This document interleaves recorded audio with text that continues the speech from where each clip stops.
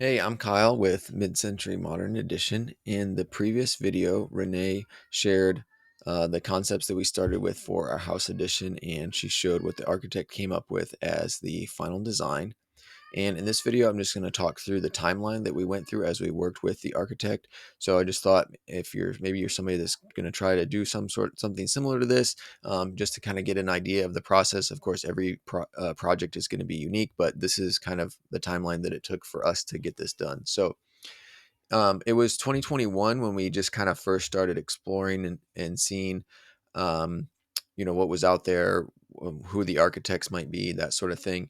And we, first contacted them sometime in 2021, and then we really didn't kind of have any major meetings or anything until the fall and the winter.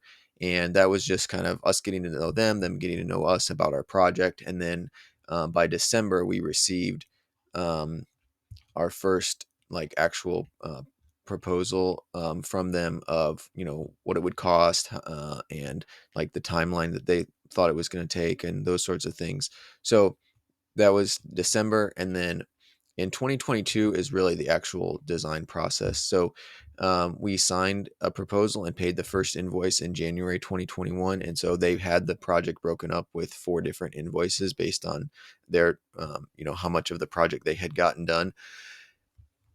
And then um, they came out and measured the existing house, and they created floor plans of our existing house just so that that would be like solid and in place, and they could start building off of that.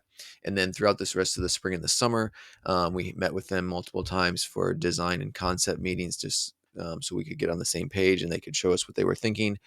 And then eventually we wrapped up kind of making final decisions around that in the fall. And then at the very end of November, they delivered the final construction documents. And so, I mean, really basically a full 11 months, maybe even more than that if you count some of the stuff that was happening at the end of 2021.